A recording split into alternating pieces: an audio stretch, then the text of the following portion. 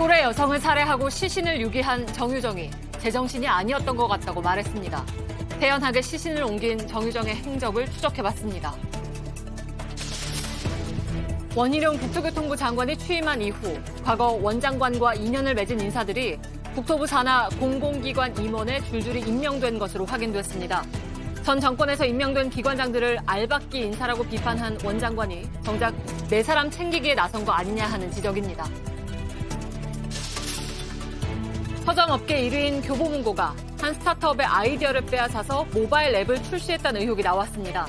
해당 스타트업 측은 투자를 협의하는 과정에 건넸던 핵심 정보를 활용했다며 서비스를 멈추라고 요구했지만 교보 측은 아이디어를 베낀 게 아니라며 거부했습니다. JTBC 뉴스룸을 시작합니다. 또래살인 정유정이 오늘 검찰에 송치됐습니다. 정유정은 기자들에게 제정신이 아니었던 것 같다며 피해자와 유가족에게 또 사과했지만 범행 당일 CCTV에 잡힌 정유정의 모습은 태연하고 어떻게 보면 경쾌하기까지 했습니다. 오늘은 이 부분을 집중적으로 보겠습니다. 먼저 이승환 기자입니다. 모자와 마스크로 얼굴을 가리고 고개는 숙였습니다. 또래 여성을 살해하고 시신을 훼손한 정유정이 검찰에 송치되는 모습입니다. 구체적인 범행 동기는 말하지 않았습니다. 제정신이 아니었던 것 같습니다. 죄송합니다. 어제에 이어 사과를 반복했습니다. 피해자와 유가족들에게 정말 죄송합니다. 하지만 사건 당일 영상을 보면 지나치게 태연합니다. 여행용 가방을 끌고 시신을 담으러 피해자 집으로 가는 정유정.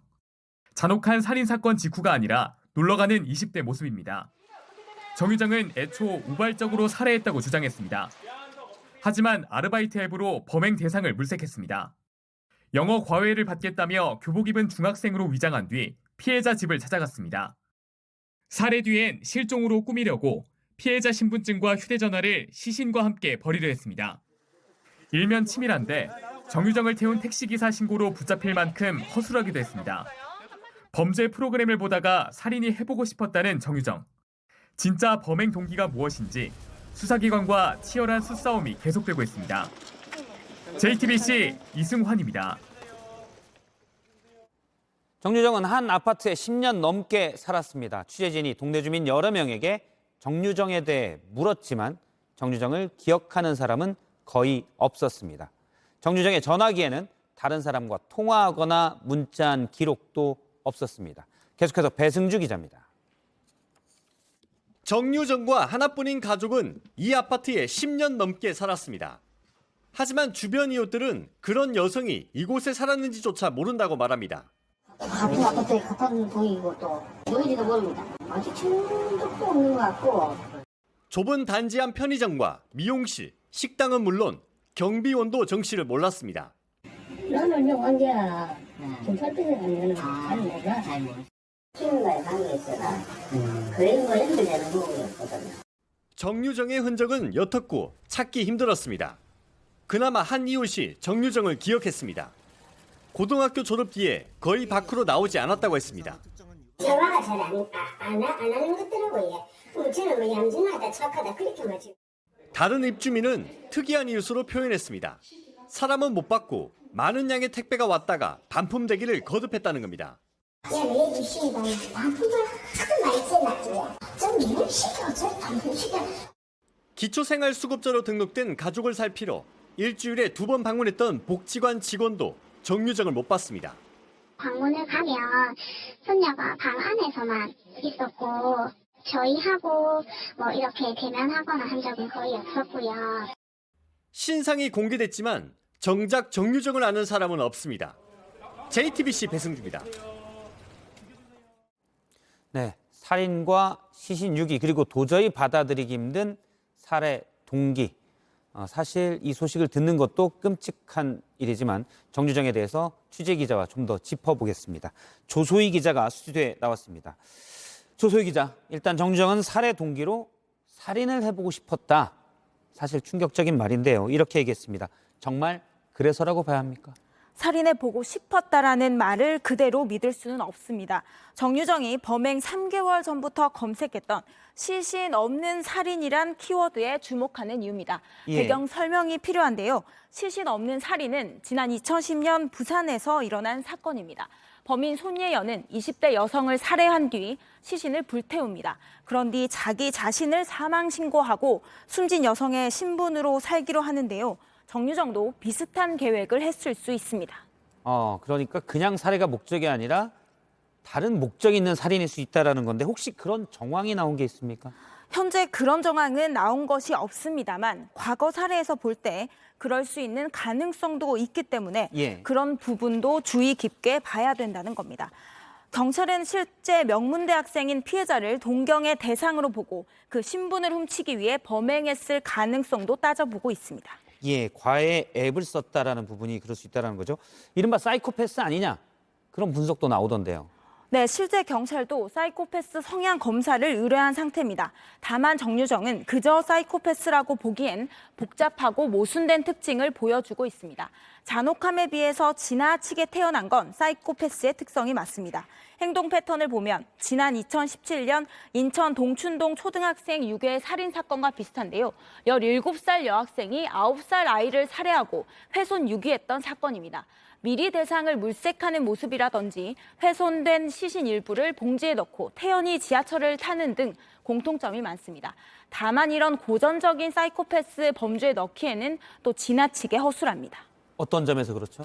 피 묻은 가방을 들고 택시에 탔다가 기사가 신고에 붙잡힐 정도로 세심하지 못했습니다. 예. 아직 어떤 유형이다라고 단정 짓기는 힘듭니다. 사실 듣기도 힘든 뉴스지만 우리가 이제 분석을 해야 또 대비를 할 수 있으니까요. 정유정이 오랜 기간 은둔 생활을 한 부분, 이 부분은 어떻게 봐야 됩니까? 앞서 보신 것처럼 완전히 고립돼 있었고 사회적인 관계는 단절된 상황이었습니다. 그런데 5년 동안 직업이 없었는데 영어를 잘하고 싶었다고 경찰에 진술했습니다. 은둔 생활을 하면서도 뭔가 불만이 있었다는 겁니다. 이런 부분이 콤플렉스가 될 수 있는데요.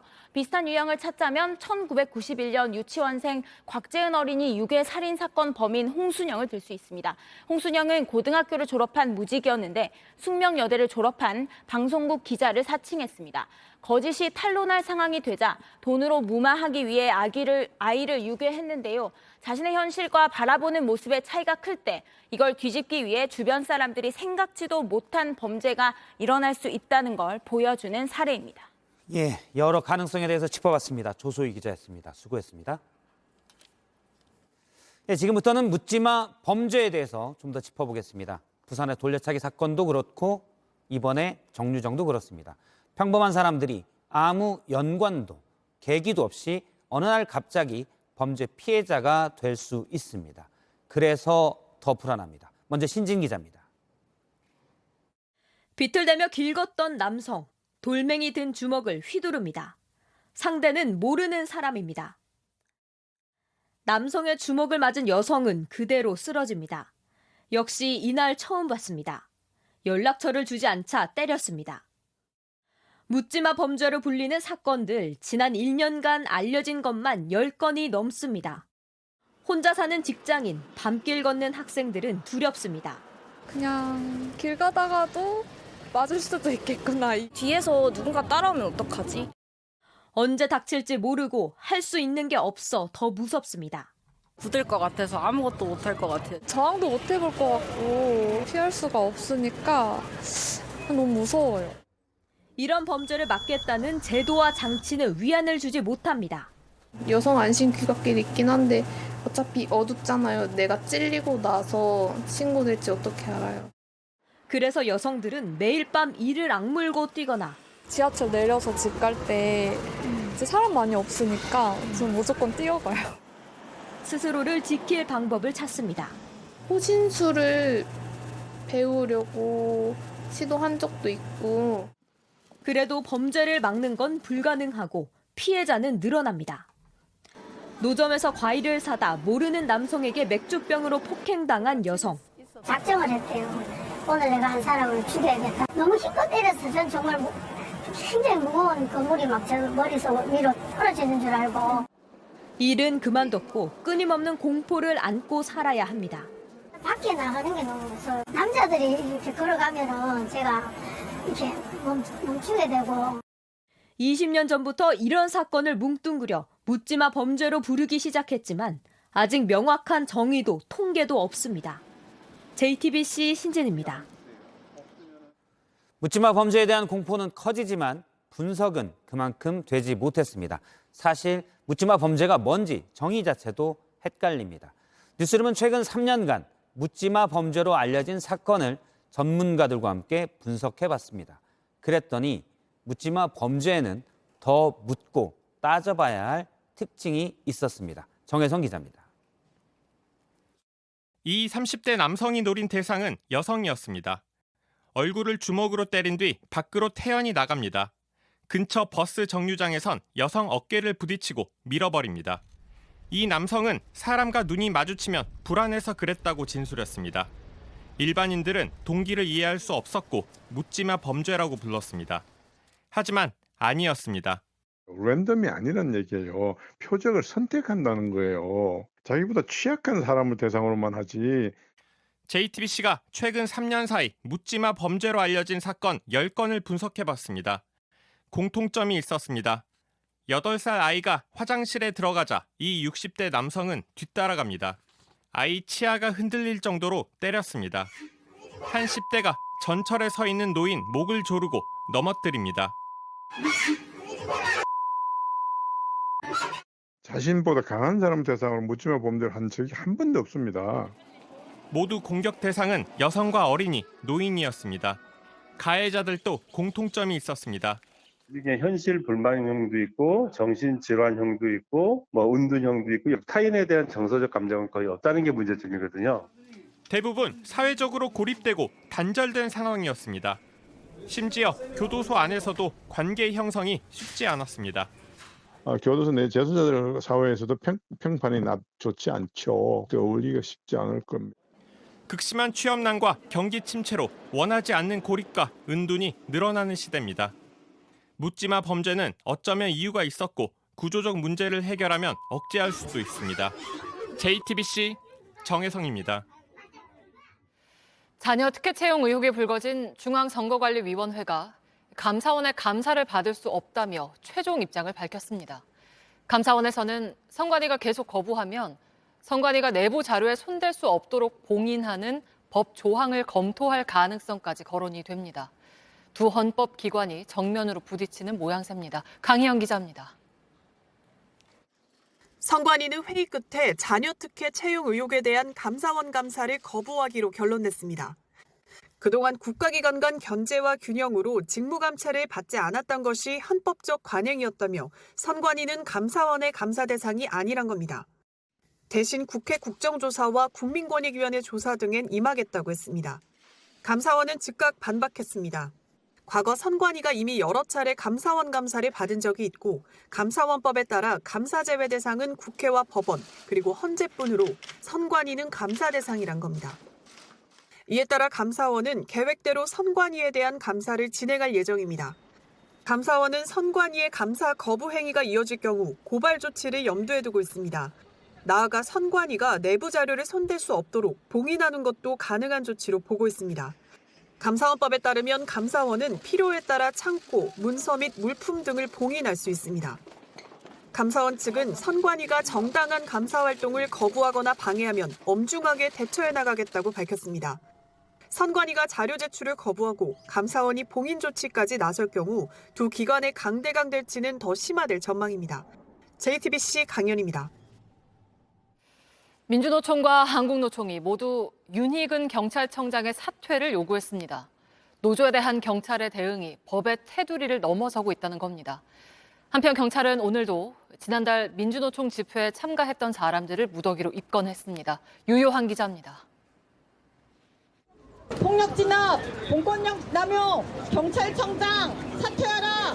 사퇴하라! 사퇴하라! 경찰청장 사퇴하라! 양대 노총 노동자들이 오늘 오전 나란히 경찰청 앞에 모였습니다. 한국노총 노동자들은 이틀 전 새벽 벌어진 막루농성 노동자에 대한 경찰의 진압이 용산 참사와 쌍용차 사태 당시 폭력 경찰의 모습과 똑같다며 규탄했습니다. 무방비의 조직들을 범법자 취급하며 무차별적인 폭력으로 진압하는 경찰은 사회적 흉기이고 공권력에 따르는 폭력배에 다름없습니다. 윤익은 경찰청장의 사퇴와 당시 진압 경찰에 대한 사법 처리도 요구했습니다. 민주노총도 같은 목소리를 냈습니다. 나라와 국민을 충성하십시오. 선택적 법치와 정의를 위한답시고 국민들을 위험에 처하게 하는 윤익은 경찰청장 국민들도 필요 없습니다. 이틀 전 저녁 경찰이 분향소를 강제 철거하고 참가자를 체포한 행위가 행정대집행 절차를 어긴 불법이라고도 강조했습니다. 이런 가운데 경찰은 오늘도 민주노총 집행부 3명을 피의자 신분으로 불러 조사했습니다. 지난달 1박 2일 노숙 집회가 집회법을 어기고 교통을 방해했다는 이유인데 입건된 노동자 수는 지금까지 29명에 이릅니다. JTBC 유요한입니다. 국내 첫 어린이 전문 병원이 토요일 오후부터 일요일까지는 진료하지 않기로 했습니다. 소아청소년과 의사가 모자라서입니다. 정부가 대책을 내놓긴 했지만 상황은 더 나빠지고 있습니다. 황예린 기자입니다. 토요일 오후와 일요일 진료를 하지 않는다고 써 있습니다. 지난달 말 소아청소년과 전문의 1명이 나가며 의사가 부족해졌기 때문입니다. 우리나라 첫 어린이 전문인 소아병원도 소아청소년과 의사 부족을 피해가지 못했습니다. 새로 채용을 하려고 이제 공고도 내고 했지만은 지금 이제 사람을 못 구한 거고요. 어쨌든 애들 건강에 좀 도움을 주고자 이제 설립된 재단이기 때문에 지금까지 적자를 보면서도 쭉 유지해오고 있는데 부모들의 속은 타들어갑니다. 평일날 뭐 주말 그런 거 가릴 것 없이 아프면은 바로 이제 이렇게 병원에 이렇게 내원을 해야 되는데 또 선생님들이 안 계시면 어디 가서 진료를 보겠습니까? 지금도 새벽부터 줄을 서도 제대로 진료조차 보기 힘든데 엎친 데 덮친 격입니다. 여기 엄청 기다려도 오는 거예요. 어떨 때 4시간 기다렸다 보고. 주말도 오고 아무 데나 왔었지. 어떻게 해야 될지 걱정이에요. 어디로 갈지 몰라. 큰 병원, 대학병원은 가기 너무 힘들고. 현재 밤이나 휴일에 운영하는 달빛 어린이병원은 모두 4곳입니다. 소아병원이 의사를 구하지 못하면 이마저도 3개로 줄어듭니다. JTBC 황예린입니다. 일본 정부가 수산물 정책을 정리한 수산백서를 내놨습니다. 후쿠시마 수산물이 안전하다면서 수입 금지 국가들을 더 설득하는 게 필요하다고 적었습니다. 눈에 띄는 건 우리나라를 콕 찍었다는 건데 우리 시찰단 방문을 계기로 수입 금지를 풀라는 요구가 더 늘어날 것으로 보입니다. 도쿄에서 김현애 특파원입니다. 일본이 우리 국무회의와 같은 가기를 열고 수산백서를 발간했습니다. 지난 3월 말까지 200여 종이 넘는 수산물을 분석해보니 과거와 비교해 방사성 물질인 삼중수소 농도에 변화가 없다고 밝혔습니다. 올 상반기 후쿠시마 오염수 방류를 앞두고 안전성을 강조하려는 주장으로 분석됩니다. 특히 한국과 중국 등을 표로 보여주며 후쿠시마 수산물 수입 규제를 유지하고 있는 국가들이 빨리 수입 규제를 철폐할 수 있도록 활발하게 움직일 필요가 있다고 강조했습니다. 이를 위해 후쿠시마산 수산물에 대한 모니터링과 각종 검증이 잘 진행되고 있다는 점을 주변 국가에 전달하겠다고도 했습니다. 일본은 우리나라의 후쿠시마 오염수 시찰을 계기로 수산물 수입 금지 조치를 폐지해야 한다고 목소리를 높이고 있습니다. 今回ALPS処理水についてのいろんな調査が中心になるということは聞いておりますけど、それに加えて我が方としては今輸入制限を加えているような品目についての解除をお願いをすると。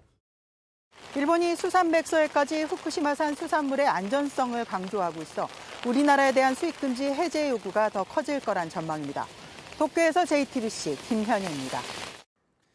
어제에 이어 윤석열 정부의 낙하산 문제를 짚어보겠습니다. 원희룡 국토교통부 장관은 취임 직후 전 정권에서 임명된 공공기관장을 향해 알박기다, 손발이 안 맞을 수 있다며 퇴진을 압박했습니다. 이후 기관장 여러 명이 물러났습니다. 그런데 그 자리에 원희룡 장관과 과거 선거를 같이 뛰는 등 관련 있는 인사들이 줄줄이 왔습니다. 확인된 인사만 7명입니다. 김도훈 기자입니다. 한국교통안전공단 비상임이사 김모 씨가 지원할 때 낸 자기소개서입니다. 소개글에 국토부 장관 정책 자문위원이란 표현이 4차례 등장합니다. 아예 원희룡 장관 사진까지 첨부했습니다. 지난해 말 주택도시보증공사 비상임이사가 된 최모 씨도 다르지 않습니다. 최 씨는 경력란에 원희룡 전 제주지사의 정무특보와 윤석열 후보 정책 메시지 실장을 거쳤다고 적었습니다. 전문적 식견은 부족하지만 반드시 기여하겠다고도 했습니다. 일단 제가 정책을 했잖아요. 하나는 일단 주택정책의 핵심적인 내용은 잘 알고 있다는 것과 두 번째는 제가 살고 있는 주택 자체가 서민주택이에요. 아주 조그만 빌라에 살고 있기 때문에 제 스스로가 서민이기 때문에 서민들의 주택에 대한 여러 가지의 그런 심정을 잘 알고 있죠. 역시 국토부 산하기관인 제주국제자유도시개발센터는 원장관과 관계 있는 인사가 3명이나 됩니다. 특히 지난 2월 상임이사가 된 김모 씨는 원장관의 대통령 선거 경선에서 제주 선대본을 진두 지휘했습니다. 수서고속철도 SR의 비상임이사 임모 씨, 국토교통과학기술진흥원 비상임이사 강모 씨도 원장관이 제주지사 시절 인연을 맺은 이들입니다. 이에 대해 원장관 측은 비상임이사는 해당 기관에서 절차를 밟아 임명한 것이기 때문에 따로 할 말이 없다는 입장을 밝혔습니다. JTBC 김도훈입니다. 낙하산 논란은 민간 기업에서도 벌어지고 있습니다. 윤석열 정부 출범 이후에 뽑힌 30대 그룹 계열사의 사회이사 면면을 살펴봤습니다. 그랬더니 10명 중 4명이 관료 출신이었고 특히 검찰 출신이 두드러졌습니다. 이상화 기자입니다. 한재는 지난 3월 주주총회에서 선임한 사회이사 2명이 모두 관료 출신입니다. 손인옥 전 공정위 부위원장과 구본선 전 검사장입니다. 특히 구 전 검사장은 한진 사회이사에 선임된 지 나흘 만에 한화시스템 사회이사로도 선임됐습니다.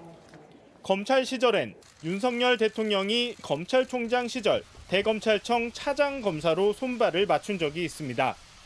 윤석열 정부 출범 후 1년간 30대 그룹의 계열사를 살펴보니 관료 출신 사회이사가 크게 늘어난 것으로 나타났습니다. 새로 선임한 사회이사 중 관료 출신은 34%로 그동안 가장 비중이 높았던 교수 출신을 제쳤습니다. 특히 검찰 출신이 늘어난 게 특징입니다. 관료 출신 사회이사 4명 중 1명은 검찰 출신입니다. 문무일 전 검찰총장은 삼성 SDS, 차경환 전 수원지검장은 롯데케미칼과 현대건설기계의 사회이사입니다. 사회이사들의 이력을 보면 우리나라 정부의 어느 기관에 힘이 있는가를 단적으로 볼 수 있는 또 바로미터가 돼요. 그전에는 검찰이나 이쪽이 그렇게 많지가 않았어요.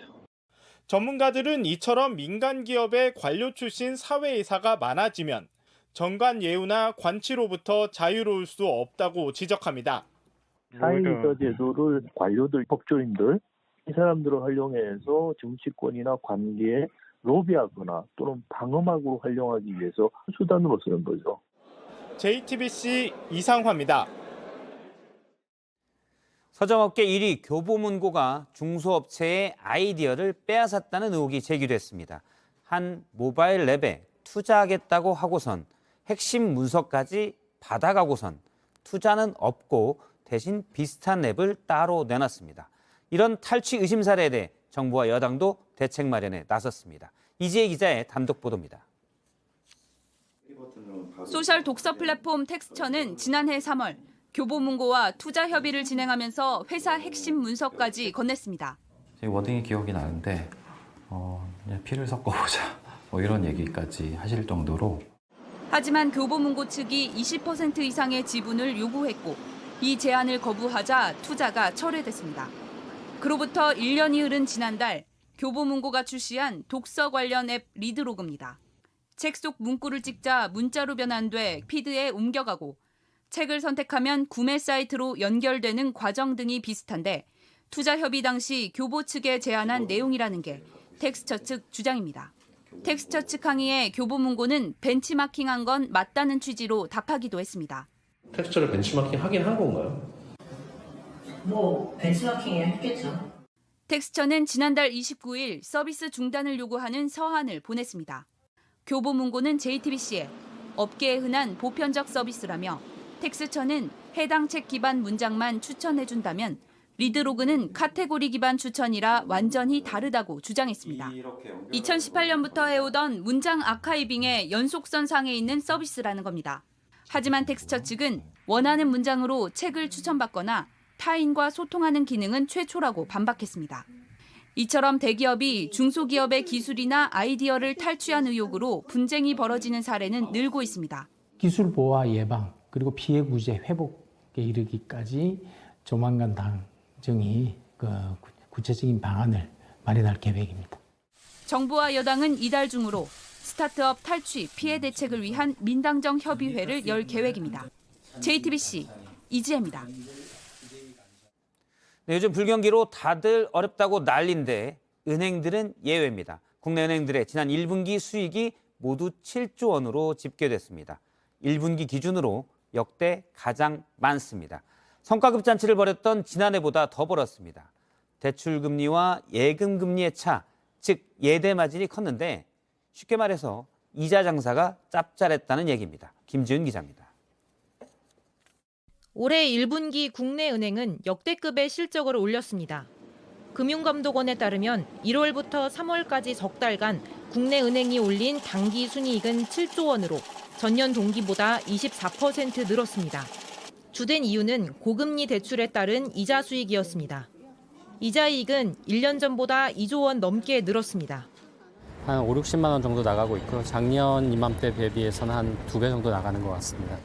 지난해 말 성과급 잔치에 대한 공분의 목소리가 커지자 금융당국은 은행들의 대출금리 인상을 자제하라고 주문했습니다.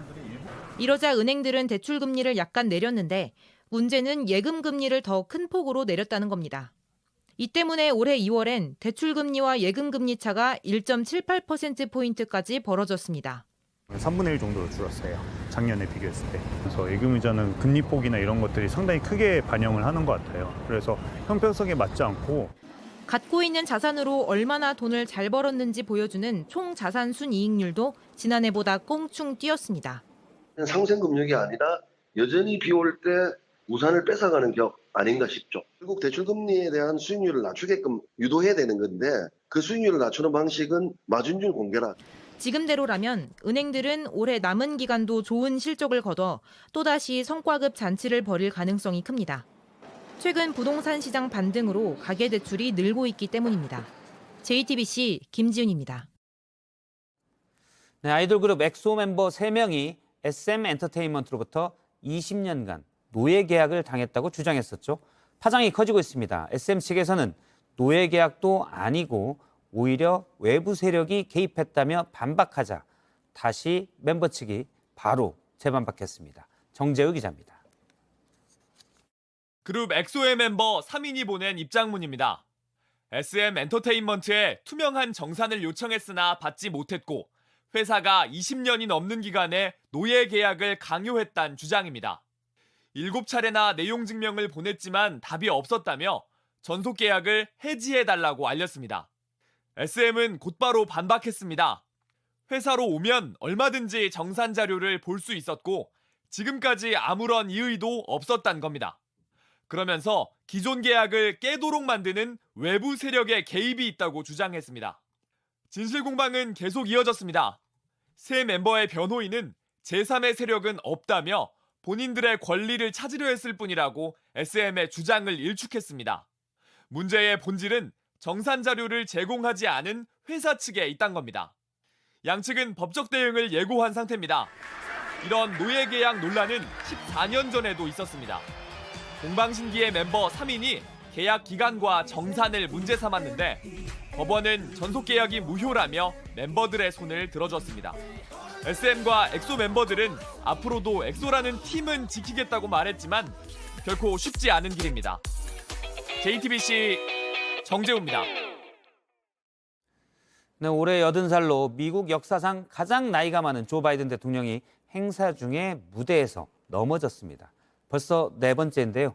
서둘러 괜찮다고는 했지만 내년 대선을 앞두고 건강 문제가 다시 나올까 난감한 모습입니다. 윤세민아 기자입니다.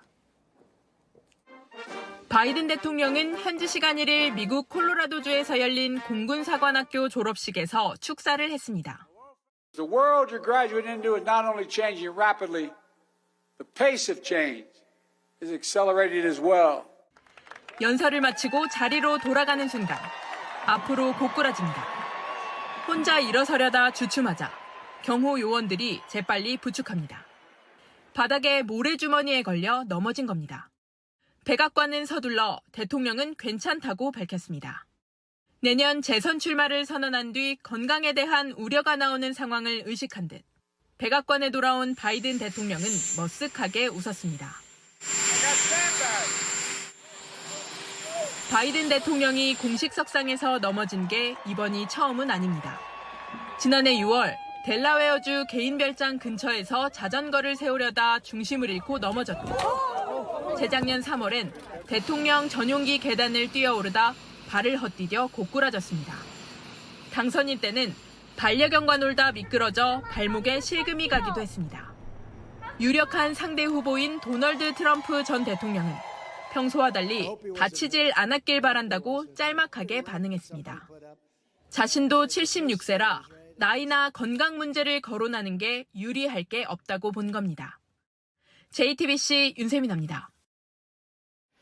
도심 한복판에서 상수도관이 터지며 상가를 덮쳤습니다. 도시철도 공사를 하다가 그런 건데 갑자기 물벼락을 맞은 상인들은 장사를 접어야 했습니다. 정진명 기자입니다.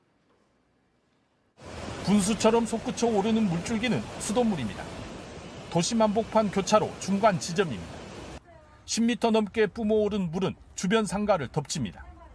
문틈으로 밀려 들어오고 에어컨과 전등에서도 줄줄 셉니다. 진짜 어떡해. 어제 저녁 7시쯤 광주 서구 금호동 한 교차로에서 상수도관이 터지는 장면입니다. 도시철도 공사를 하다 쌓은 흙 압력 때문에 상수도가 터진 걸로 보입니다. 여기 포스랑 전기에서 계속 물이 흐르니까 저희 진짜 불날까 봐 너무 무서워서. 40여 분 만에야 물을 막았지만 이미 주변 카페와 미용실 등은 물에 잠겼습니다. 하루 장사로 먹고 사는 상인들은 오늘까지 더딘 복구가 이어지자 분통을 터뜨립니다. 빨리 와서 정리를 하고 전기공사며 모든 것을 다 보고 확인을 하고 해줬으면 좋겠어요. 빨리. 광주에선 올해 도시철도 공사 현장에서 상수도관 파손 사고가 10건 났습니다. 복공판이라고 철판을 덮고 나면 이제 상수도 사고는 발생하지 않을 겁니다. 광주시는 보상 방안을 마련하겠다고 했습니다. JTBC 정진명입니다. 아침을 거르고 등교하는 중고등 학생들을 위해서 아침밥을 공짜로 주는 학교가 있습니다. 서울에서 2곳이 시범 운영 중인데요. 학생과 부모들 모두에게 반응이 좋지만 더 늘리지는 못하는 이유를 임예은 기자가 취재했습니다. 학생들이 급식실로 계속 들어갑니다. 원하는 학생은 누구든 신청 없이 먹을 수 있습니다. 지금이 아침 8시 3분입니다. 13분 전부터 식사가 시작됐는데요. 매일 아침 무료로 제공되는 아침밥을 먹기 위해 학생들이 길게 줄을 서 있습니다. 도식을 먹기 위해서 더 일찍 등교해서 아침밥을 잘 챙겨 먹게 된 것 같아요. 오늘은 학생들이 좋아하는 허니브레드가 나왔습니다. 아침을 먹고 하루를 시작하니까 수업 시간에 배가 고파서 집중이 안 되는 일도 확실히 적어지고. 지난해 주 5일 이상 아침을 거르는 청소년들은 10명 중 4명꼴이었습니다. 서울에서 중고등학교 2곳이 시범 사업을 하고 있습니다. 반응이 좋은데도 확 늘지 않는 건 예산 때문입니다. 사람을 구하지 못해 지금도 학교 관계자들이 돌아가며 1시간씩 일찍 나와 준비하고 있습니다. 빨리 데워서 내놓을 수 있고 단가가 싼 주먹밥 같은 간편식 위주인 것도 바꿔야 합니다. 지금은 교육청이 학기당 1,000만 원씩 지원하고 있습니다. 저희가 한 끼 2,000원 정도 해서 계산을 했더니 연간 한 4천만 원 정도의 예산이 들어가기 예상이. 서울시 교육청은 지원금을 더 늘리는 걸 검토하겠다고 밝혔습니다. JTBC 임예은입니다. 이미 치러진 학교별 중간고사와 기말고사 시험 문제들이 이른바 족보로 불리면서 온라인에서 판매되고 있습니다. 엄연히 불법입니다. 하지만 업체들은 적발이 돼도 버젓이 영업을 이어가고 있습니다. 이한주 기자가 취재했습니다. 제가 들고 있는 것은 지난해 1학기 치러진 중간고사 영어 시험 문제입니다. 객관식 30문제와 주관식 2문제로 구성이 되어 있는데요. 학생들에게 이게 직접 치러진 시험지가 맞는지 물어보겠습니다. 맞아요. 작년 1학년 1학기 중간. 이거랑 똑같이 나왔어요? 이 주관식이 이게 똑같은 게 나왔었어요. 시험 공부를 도와준다는 어플을 통해 내려받은 겁니다. 다운받으려면 돈을 내야 합니다. 학기당 10만 원이 넘습니다. 학교 기출 문제는 유형이 좀 제한적이니까 많은 유형을 못 풀어봐서 문제를 많이 풀어봐야 문제를 풀 때 그 유형에 잘 알 수 있으니까. 이렇게 기출문제를 파는 건 불법입니다. 대법원은 기명 출제는 교사가, 무기명 출제는 교육청이나 학교재단이 저작권을 갖는다고 판결한 바 있습니다. 하지만 대부분 업체는 동의를 구하지 않았습니다. 시험지를 제공하면 일정 부분을 무료로 쓰게 해준다며 기출문제를 모으고 있습니다. 교사들이나 학교에서는 그 부분에 동의를 한 적이 없고요. 학교 시험지에 대한 어떤 저작권이 있다라고 하는 것을 사회적으로 좀 인식하는 것도 필요할 것 같습니다. 일부 업체는 고발로 이미 적발되고도 기출 유사 문제라고 이름만 바꿔 버젓이 영업을 하고 있습니다. 벌금형 등 처벌이 약하기 때문입니다. 교육당국이 학교나 교사에게 맡길 게 아니라 직접 단속에 나설 필요가 있습니다. JTBC 이한주입니다. 뉴욕이나 피렌체 같은 세계적인 관광지들이 휴가철을 앞두고 숙박 공유 업체들의 칼을 빼들었습니다. 관광객을 노린 단기 임대 때문에 집값이 너무 뛴다는 이유인데요.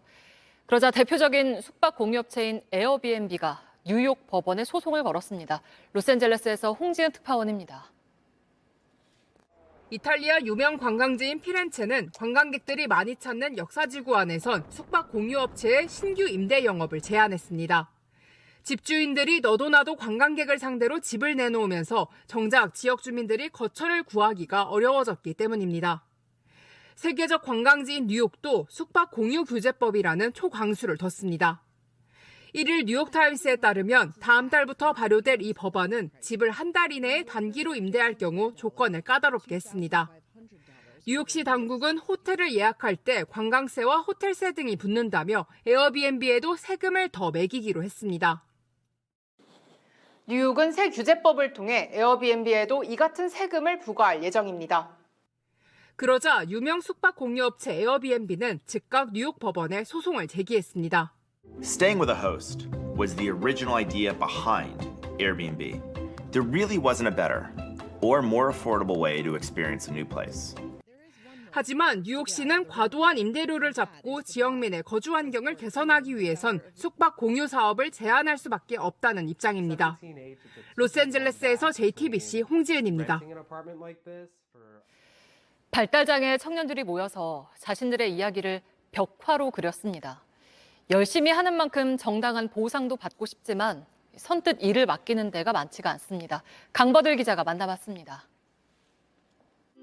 저는 치즈가 들어있는 그 더블 불고기 좋아하는데요. 그럼 저 고양이가 지수 씨인 거예요? 예, 제가 멸종위기 동물과 같이 행복하게 지내는 모습으로. 원숭이랑 본인 닮았다는 얘기 안 들었어요? 조금 들었어요. 주차장 벽 가득 자기 모습을 담은 그림이 펼쳐집니다. 벽화 그리는 발달장애 청년 모임 그리아미가 꼬박 한 달을 매달렸습니다. 뭐가 부족해요? 한 번 더 그리고 싶어요. 축대비도까지 그렸어요. 오늘은 어디 칠해요? 여기하고 이제 여기 고양이 한 마리 그리고. 작업은 쉽지 않았습니다. 비가 너무 많이 왔기 때문에. 얘는 이거 우투투하니까 지우기가 영 힘들고. 더 힘든 건 실력 발휘를 할 기회를 얻는 겁니다. 작업한 만큼 정당한 보상을 받는 건 불가능하다고도 여겼습니다. 그냥 많지는 않아. 예쁘게 그려주고 저희를 찾아줄 만큼 노력을 해주고 싶어요. 그래도 이번 달에 한 유치원에서 작업을 맡겼고 보수도 주기로 했습니다. 그리아미의 형님들이 그린 그림이 그닥 많이 차이 안 나니까 오히려 아이들은 더 거기서 동질감도 느끼고 친근감도 느끼고. 숨바꼭질하는 아이들과 동물들을 설치할 예정입니다. 자원봉사, 무료봉사 한다는 그런 거보다는 전혀 퀄리티가 떨어지지 않으니까 수익이 생길 수 있는 그런 구조가 될 수 있도록 이렇게 만들어 가시면 노력만큼 인정과 대가를 받고 싶은 마음, 비장애인과 같습니다. JTBC 강버들입니다. 전설적인 록그룹 퀸의 보컬이죠. 프레디 머큐리가 썼던 왕관과 입었던 재킷, 또 노래 보헤미안 랩소디가 몽골리안 랩소디가 될 뻔했던 내용의 메모가 경매에 나올 예정입니다. 모바일 디슈 시작합니다.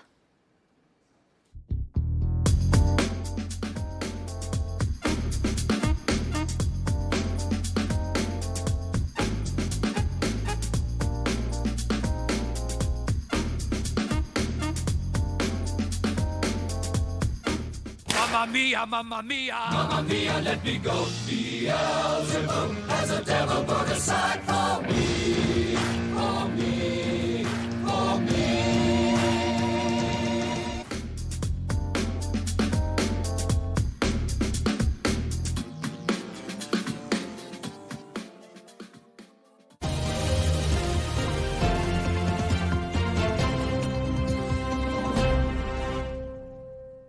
지난 3월 강원도 원주의 한 마트 CCTV입니다. 한 여성이 서성거리더니 분유와 기저귀 등을 훔쳤습니다. 신고로 잡혔는데 그녀가 경찰에게 한 말. 2달 된 신생아가 있는데 분유가 떨어졌고 아빠는 도망가 있고. 경찰은 처음에 믿지 않았습니다. 그래서 여성의 집에 가봤더니 정말 2달 정도 된 갓난아이가 혼자 울고 있었습니다. 40대의 미혼모인 여성은 경찰에 산후조리원에서 막 나왔는데 아기가 10시간 동안 밥을 못 먹었고 그래서 잘못인지 알면서도 물건을 훔쳤다고 했습니다. 얼마 전 아빠가 된 경찰은 조서를 쓰기 전에 먼저 마트로 가 분유를 사서 아이 엄마에게 줬습니다. 사실 아이 엄마는 이전에도 2차례의 절도가 있었습니다. 또 분유를 훔친 것도 잘못입니다. 하지만 턱없이 부족한 육아수당, 10시간을 굶고 있는 아기. 엄마는 당장 어떤 선택을 할 수 있었을까요? 다행히 이 소식에 마음이 아파진 많은 사람들이 도와주겠다고 한다고 합니다. 대통령의 얼마 전 복지에 대한 얘기 잠깐 들어보겠습니다. 좀 부족한 사람에게는 좀 더 많이, 좀 덜 부족한 사람에게는 조금 적게. 그렇지만 그렇게 해서 균형 있게 어느 정도는 갖출 수 있어야 되고. 예, 조금 더 많이 줬습니다. 거기에 조금도 세지 않게, 그리고 조금 더 빨리도 부탁합니다. 다시 보겠습니다. 20세 이하 축구대표팀이 에콰도르를 3대2로 꺾고 8강에 진출했습니다. 아시아 국가 중 최고의 성적인데요. 전반에 2골, 후반에 1골을 넣으며 경기를 리드했습니다. 특히 도움 1개와 골 1를 작성한 배준호 선수에 대해선 찬사가 쏟아졌는데요. 피파는 배준호의 명석함이 한국팀을 8강으로 이끌었다고 칭찬했습니다. 기상센터입니다. 오늘 남부지방을 중심으로 기온이 크게 올랐고 특히 경남 양산의 낮 기온이 33.5도까지 치솟았는데요. 주말인 내일과 휴일인 모레는 오늘보다 더 화창하겠고 또 평년 기온을 웃도는 여름더위가 이어지겠습니다. 오늘 중부지방에서 조금 흐린 곳이 있었는데요. 내일은 전국의 하늘이 보는 것처럼 맑고 화창하겠습니다. 강한 햇볕 탓에 자외선 지수가 높겠고 또 전국의 오존 농도도 나쁨 수준을 보이겠습니다. 내일 아침 기온은 서울이 17도, 대전 16도 등으로 오늘보다 1, 2도 낮겠습니다. 하지만 낮 기온은 서울과 전주 28도, 대구 29도 등으로 오늘과 비슷하거나 2, 3도 오르겠습니다. 이번 현충일 징검다리 연휴엔 가끔 구름만 낄 뿐 별다른 그 소식이 없겠는데요. 캠핑을 비롯해서 야외활동 하시기에 좋겠습니다. 이 캠핑 인구는 꾸준히 증가하고 있습니다. 2021년에만 약 523만 명이 한 번 이상 캠핑을 경험했는데요. 안전한 캠핑을 위해선 어떤 게 필요할까요? 먼저 카라반에선 무엇보다도 화재를 주의해야 합니다. 인덕션 사용 후에는 반드시 전원을 꺼야 되고요. 또 잠금 장치 등 안전 여부도 잘 살펴봐야겠습니다. 차박 캠핑도 계속해서 인기가 많이 있죠. 오토 캠핑장에서는 괜찮지만 지정 장소가 아닌 일반 노지에선 야영과 취사를 할 수가 없습니다. 적발 시에 최대 300만 원의 과태료가 부과된다는 거 주의를 하셔야겠습니다. 끝으로 이 캠핑을 하게 되면 응급 상황이 생길 수가 있는데요. 뱀에 물렸다면 물린 부위는 심장보다 아래쪽으로 내리고 또 독을 잘 안 퍼지게 해줘야 되겠고요. 야생 진드기에 물리면 깨끗한 물로 씻고 상처 부위를 긁어서는 안 되겠습니다. 또 벌에 쏘였다면 신용카드 등을 눕혀서 피부를 밀어내서 벌침을 제거하고 얼음찜질을 하면 좋습니다. 이 캠핑을 통해선 힐링만 얻고 다녀간 흔적은 남기지 않았으면 좋겠습니다. 지금까지 기상센터였습니다. 네, 오늘 뉴스룸 여기까지입니다. 시청해주신 여러분 고맙습니다.